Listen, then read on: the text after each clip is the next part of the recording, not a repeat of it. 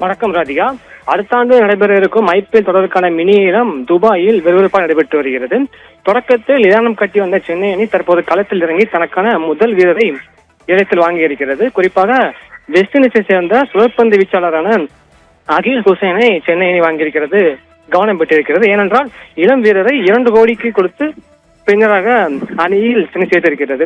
அகில் ஹுசைன் சர்வதேச போட்டிகளில் அனுபவம் வாய்ந்தவராக இருந்தாலும் IPL போட்டியில் அவர் இதுவரை ஒரே ஒரு போட்டியில் மட்டுமே விளையாடியது குறிப்பிடத்தக்கது. குறிப்பாக 2023ஆம் ஆண்டு சன்ரைசர்ஸ் ஹைதராபாத் அணிக்காக ஒரே ஒரு போட்டியில் மட்டுமே அகில் ஹுசைன் களமிறங்கியிருந்தார்.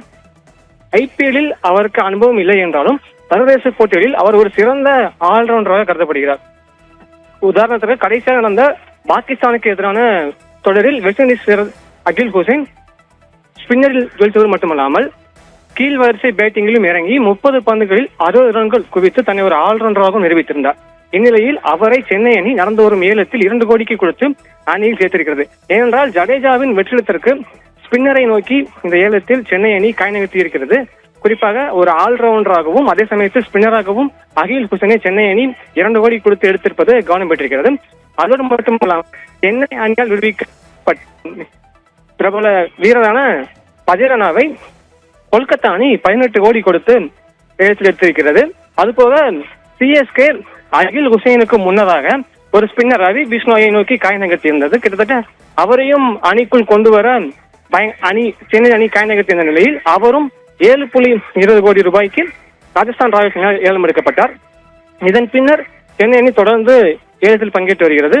முன்னதாக ஆஸ்திரேலியா பேட்டரான கேமரோன் கிரீனை 20 கோடி வரை சென்னை அணி சென்று அணியில் எப்படியாவது எடுத்துவிட வேண்டும் என்று முனைப்பு காட்டியது குறிப்பிடத்தக்கது. பட் இறுதியில் அவரை கொல்கத்தா அணி ஏலம் எடுத்தது.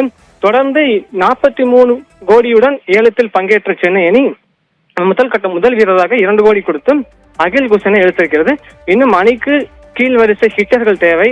அதுபோக சுழற்பந்து வீச்சாளர்களும் இன்னும் செல்வங்கள் எதிர்பார்க்கப்படுகிறது. மேலும் வேகப்பந்து வீச்சாளர்களின் தேவையும் CSK-க்கு இருப்பதால் இனி CSK அணியின் ஒவ்வொரு நகர்வும் முக்கியத்துவம் வாய்ந்ததாக பார்க்கப்படுகிறது. ராதிகா, தகவல்களுக்கு நன்றி ஹரிராம்.